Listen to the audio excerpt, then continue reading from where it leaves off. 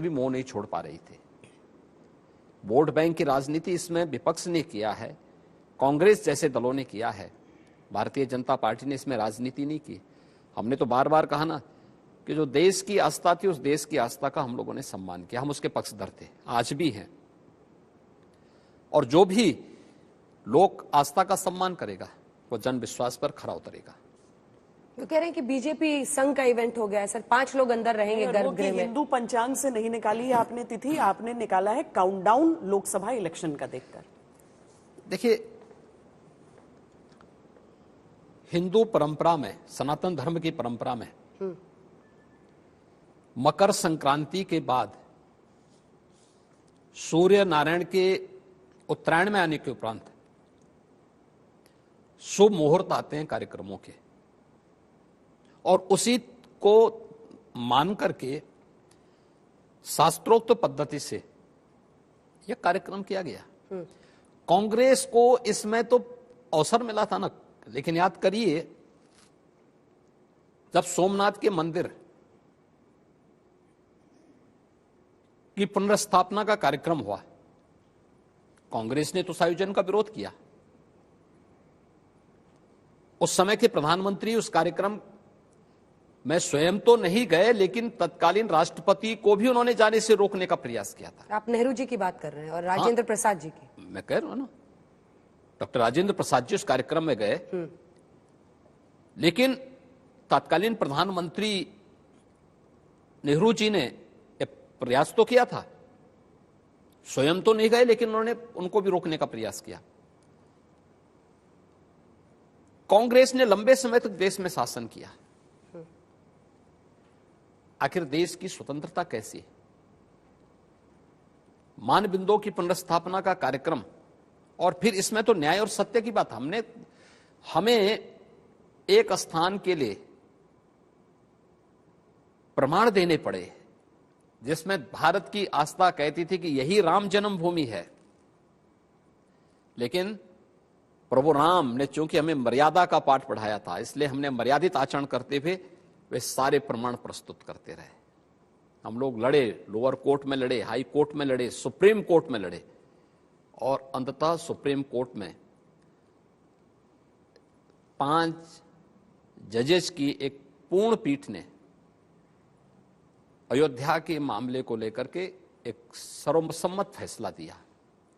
तो ये न्याय और सत्य की स्थापना का भी अभियान है, और इसी अभियान के क्रम में आज अयोध्या का कार्यक्रम हो रहा है। इसमें तो किसी को आपत्ति भी नहीं होनी चाहिए। शंकराचार्य अगर कहते हैं कि हम वहां जाकर क्या करेंगे, ताली बजाएंगे, तो इसके पीछे की सोच क्या है? कांग्रेस कहती है कि आप लोग अपमान कर रहे हैं। देखिए,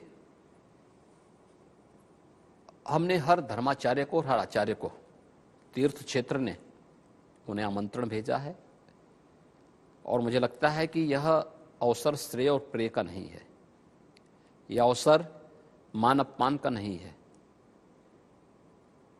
चाहे मैं हूं, एक सामान्य नागरिक है, या इस देश का बड़ा सा बड़ा धर्माचार्य, कोई भी प्रभु राम से बड़ा नहीं है। हम सब राम पर आश्रित हैं, राम हम पर आश्रित नहीं है। हमें इस बात को ध्यान में रखना होगा, और राम से बढ़कर के कोई नहीं। हम सब की व्यवस्था राम के बगैर नहीं चल सकती, लेकिन राम तब भी राम थे जब ये परंपराएं नहीं थी। उनके विरोध के पीछे आपको क्या वजह समझ में आती है? देखिए, हर व्यक्ति को अपनी बात बोलने का अधिकार है, लेकिन हम तो आज भी अनुरोध करेंगे, विनम्र अनुरोध करेंगे सभी पूज्य संतों से, जिनको तीर्थ क्षेत्र ने आमंत्रण किया है, या जो इस समय नहीं आ पा रहे हैं, वे कभी पधारे हैं। हम सुनी सुनाई बातों पे विश्वास न करें। देखें पहले की अयोध्या, आज की अयोध्या। हम देखें कैसे अयोध्या आज अपनी पुरातन वैभव के लिए पुनर्स्थापित हुई है। ऐसा नहीं कि लोगों को अवसर न मिला हो। 75 साल तो सभी लोगों को मिले थे ना, 70 साल मिले थे, 60 साल मिले थे, 50 साल मिले थे, क्यों नहीं लोगों ने किया? लोग तो अयोध्या का नाम लेने से डरते थे। नहीं, ये भी मैं आपसे समझना चाहती हूँ, क्योंकि हम आंदोलन से जुड़े अलग अलग लोगों से बात करते रहे। आप अपने तरीके से अलग से जुड़े योगी जी। एक तो आपका अपना, जो आपके गुरुजी का भी जुड़ाव रहा, आपका जुड़ाव रहा, लेकिन अयोध्या नगरी की तरफ कोई राजनेता जाने की हिम्मत नहीं करता था।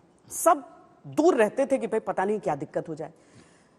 कोर्ट का आदेश आया नहीं था, लेकिन योगी आदित्यनाथ ने वहां पर दीपोत्सव का आयोजन शुरू कर दिया था, यह जानते हुए कि यह सवाल पूछा जा सकता है कि मंदिर कब बनेगा। हमें प्रभु पे विश्वास था, अटूट विश्वास था कि अगर राम सेतु का निर्माण हो सकता है तो राम मंदिर का निर्माण भी होगा। और इसलिए उसके पहले, प्रभु के आगमन के पहले दीपोत्सव तो होने ही चाहिए।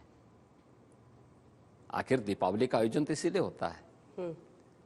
और सरकार आई, ये मेरा सौभाग्य है कि आदरणीय प्रधानमंत्री जी की प्रेरणा से हम लोगों ने दीपोत्सव के आयोजन के साथ साथ वहां की बुनियादी सुविधाओं में सुधार करना प्रारंभ कर दिया था। चाहे वह राम जी की पेड़ी हो, गुप्तार घाट से लेकर के राम जी की पेड़ी नए घाट तक के निर्माण का कार्यक्रम हो, वहाँ की स्वच्छता का कार्यक्रम हो, वहाँ की फसाड की व्यवस्था हो, या अन्य सभी कार्यक्रमों को हमने किया।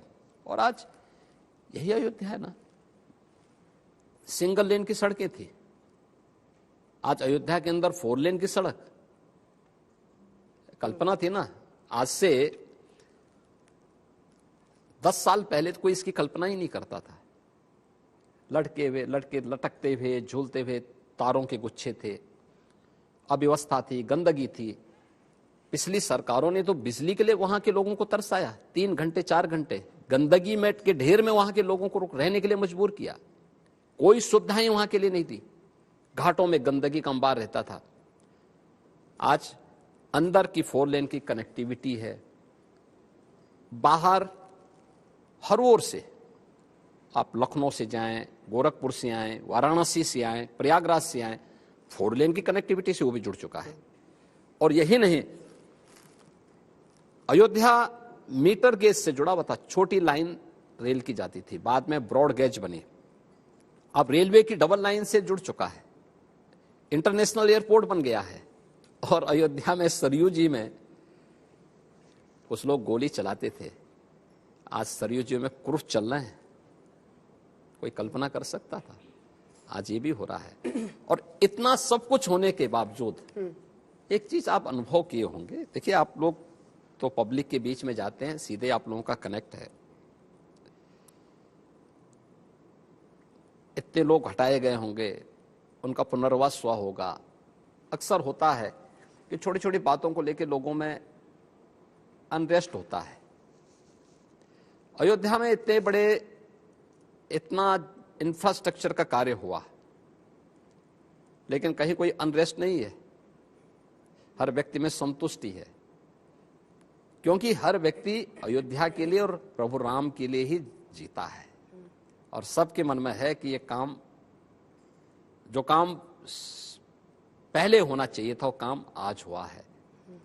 तो स्वाभाविक रूप से आम जनमानस की जो आज की जो मानसिकता में परिवर्तन आया है अयोध्या के, यह इसलिए संभव हो पाया क्योंकि डबल इंजन की सरकार की नीति भी साफ थी और नीयत भी साफ थी। अब तो दिन बहुत करीब आ रहा है, 2 सवाल पूछ रहे हैं, उसका जवाब दे दीजिएगा।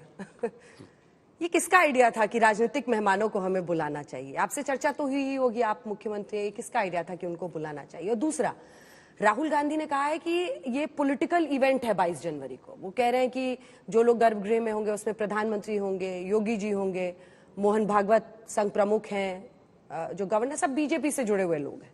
तो कह रहे हैं पॉलिटिकल इवेंट है। दोनों प्रश्नों पर आपका जवाब। उनको पॉलिटिकल इवेंट बनाने से किसने रोका था? आखिर कांग्रेस ने 1947 से लेकर के और एक लंबे समय तक शासन किया। राहुल जी स्वयं भी 2004 से लेकर के 2014 तक इस देश की सत्ता के सिरमौर के रूप में बैकडोर से कमान तो संचालित करते ही थे।